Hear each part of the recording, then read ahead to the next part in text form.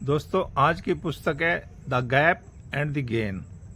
इस पुस्तक के राइटर हैं डैन सुलिवन और बेंजामिन हार्डी। ये हमारे को बता रहे हैं कि जो महत्वाकांक्षी लोग हैं वो हमेशा गैप के अंदर जीते रहते हैं, कि वो देखते रहते हैं कि मेरा लक्ष्य तो अभी अचीव नहीं हुआ, अभी तो मैं संतुष्ट नहीं हूँ। दोस्तों, वो अपने वर्तमान के जो लक्ष्य अचीव कर रखे हैं उनसे वो खुश नहीं है। वो अंतिम लक्ष्य को, भविष्य के लक्ष्य को लेकर दुखी होते रहते हैं दोस्तों, इसलिए वो अंदर से गैप महसूस करते रहते हैं। तो दोस्तों, इस गैप को हमें गेन में कैसे बदलना है कि हमें डेली अपनी प्रगति को देखना है। हमने ये देखना है कि इस हफ्ते हमारी प्रगति कितनी हुई, इस महीने प्रगति कितनी हुई, और हमने इस साल हमारी प्रोग्रेस कितनी हुई। तो दोस्तों, अगर हम पिछली स्थिति से आज का कंपेयर करेंगे तो हम अपने आप की सराहना करने लग जाएंगे, खुशी हमें मिलने लग जाएगी, हम आत्मविश्वास बढ़ने लग जाएगा और हमारी सफलता भी बढ़ती रहेगी। इसलिए हमें गैप में से बाहर निकलना है और गेन के अंदर प्रवेश करना है, तो तभी हमें सच्ची खुशी प्राप्त होती है।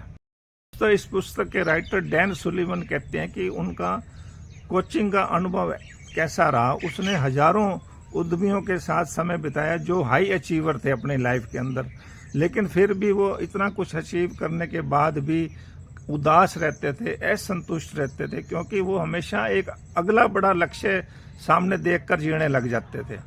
इसलिए ये राइटर कहते हैं कि आप अपना बैकवर्ड मेजरमेंट करना सीखिए, पिछले हफ्ते, पिछले महीने, पिछले साल से तुलना कीजिए, तो दोस्तों आपकी खुशी बढ़ेगी, आप मोटिवेटेड महसूस करेंगे दोस्तों।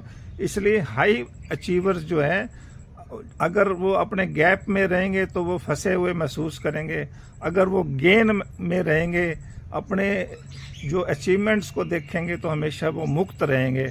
ये पुस्तक बताती है। इस पुस्तक में बताया गया कि कोई व्यक्ति अपना $5 मिलियन का टारगेट फिक्स करता है, लेकिन वो फिर भी जब अचीव कर लेता है तो खुशी महसूस नहीं करता, क्योंकि वो सुरक्षित महसूस नहीं करता।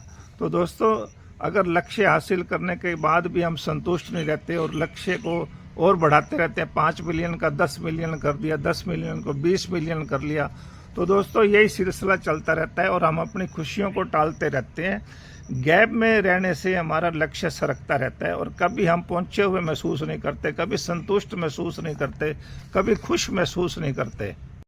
जैसे आप जिम में जाते हैं, एक्सरसाइज करते हैं, तो आप अपने एवरीडे गैप को महसूस करते हैं, तो आप रोज़ यही बोलते हैं कि मैं अभी जो है अपने आप को सही ट्रेन नहीं कर पा रहा हूँ, मैं तो बहुत पीछे चल रहा हूँ। तो ये दोस्तों, गैप महसूस करने से आपको खुशी नहीं मिलेगी। आपको गेन महसूस करना है कि मैं पहले बिल्कुल नहीं करता था और अब मैं काफ़ी प्रगति करने लग गया हूँ, मेरी प्रोग्रेस बहुत अच्छी है। तो जो लोग अपनी प्रगति को, छोटी छोटी प्रगति को रोज़ सराहना करते हैं, तो दोस्तों ना वो जो है पीछे से तुलना करके आगे बढ़ते हैं, वही खुश रहते हैं दोस्तों।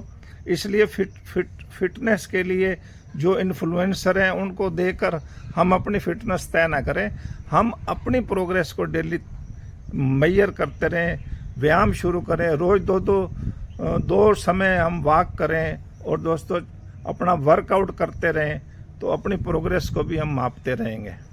दोस्तों, ये पुस्तक कहती है कि हमें अपने मूल्यों के अनुसार से जीना है। हमने स्वयं निर्धारण करना है कि हमारी सफलता का मापदंड क्या होगा। दोस्तों, अक्सर हम दूसरों से तुलना करते रहते हैं और हमारी जो है रेस लगी रहती है, इसलिए हम खुश कभी नहीं होते। गैप की बजाय हम सेल्फ डिटरमाइन करें तो दोस्तों हमें आंतरिक प्रेरणा मिलती है, आंतरिक खुशी मिलती है और हम अपने मूल्यों के अनुसार से जीने लगते हैं। ये पुस्तक कहती है कि मेंटल सब्सट्रैक्शन करके देखें, तो दोस्तों आपको पता लगेगा कि आप कितने खुश हैं। आप कल्पना करें कि जो आपके पास चीज़ें हैं, अगर वो ना हो तो आपका जीवन कैसा होगा, तो आपके अंदर वो सेटिस्फैक्शन आने लग जाएगी। दोस्तों, आप अपने गेन्स को देखने के लिए, अपनी प्राप्तियों को, सफलताओं को, अचीवमेंट्स को जो प्राप्त किए हैं आपने, उनको देखने के लिए अपने मन को ट्रेंड करें, तो दोस्तों आपके अंदर से तनाव चला जाता है, नकारात्मकता चली जाती है और जो आप अपने सेहत को खराब करते रहते हैं वो भी ठीक होने लग जाता है। तो इसलिए गैप से गेन की तरफ वापस आना है, तो हमें ग्रेटिट्यूड की भावना आने लग जाती है और दोस्तों हम खुश होने लग जाते हैं। Always measure from backward. दोस्तों अगर हम पिछली अपनी प्रगति को आज की प्रगति से मापेंगे तो हम ज़्यादा खुश होंगे। दोस्तों प्रगति हम ये भूल जाते हैं कि हमने कितनी प्रगति की, और वो वर्तमान की जो भावनाएं हैं वो हमारे को पिछली प्रगति और आज की प्रगति को ऊपर हमारा ध्यान नहीं देने देती। हम फ्यूचर की प्रगति के ऊपर ध्यान देते हैं, इसलिए हम ज़्यादा दुखी रहते हैं। दोस्तों आज की प्रगति को हम पीछे से मापेंगे कि हम पीछे से कितना आगे आ गए हैं, तो दोस्तों हमारे अंदर उम्मीद रहती है, होप रहती है और लचीलापन आ जाता है हमारे अंदर।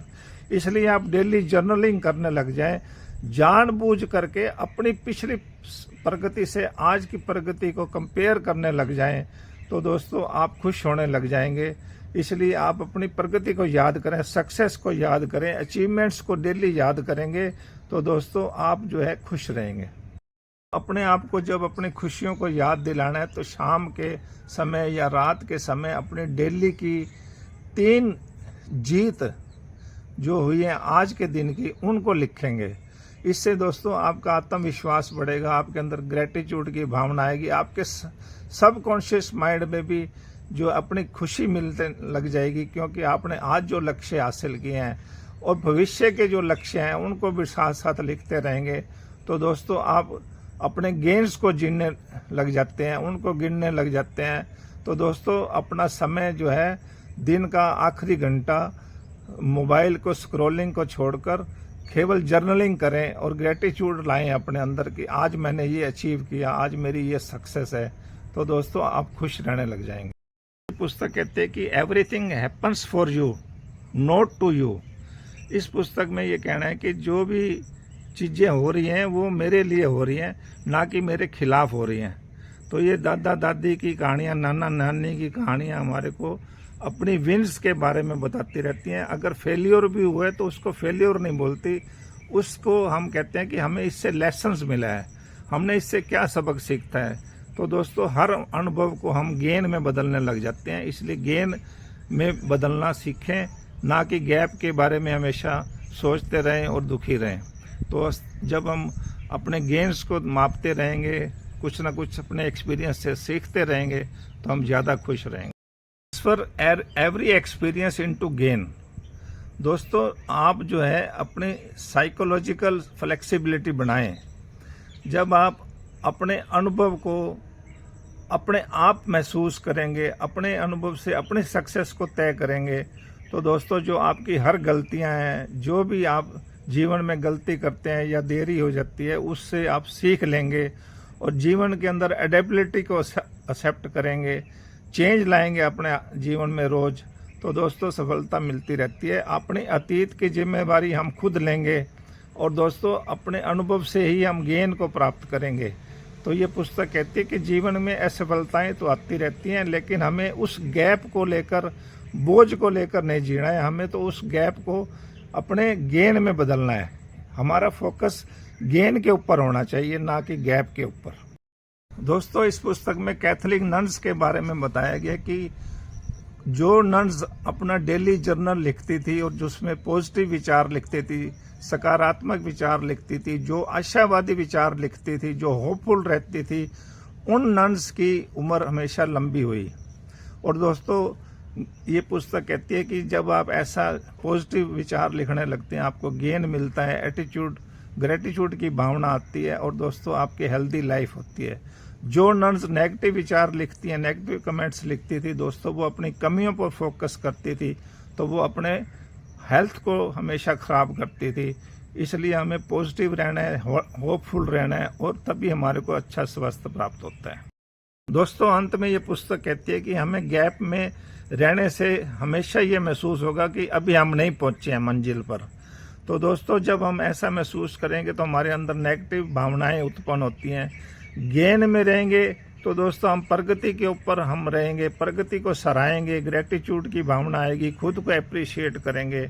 तो इसलिए वर्तमान में खुश रहना है तो रोज की अपनी 3 विन्स को लिखेंगे, जीत को लिखेंगे, बैकवर्ड मेजरमेंट करते रहेंगे, अपने अनुभवों को रीफ्रेम करके अपनी आदतों को बदलेंगे और दोस्तों हम अपनी जो गैप है उनको गेन्स में बदलेंगे। तो दोस्तों हमारी खुशियाँ बढ़ेंगी, हमारा पॉजिटिव मेंटल एटीट्यूड होगा, हमारा स्वास्थ्य अच्छा रहेगा। तो दोस्तों ये पुस्तक आपको कैसी लगी, इसको लाइक करें, शेयर करें, कमेंट करें और दोस्तों मेरे चैनल को सब्सक्राइब करें। Thank you very much.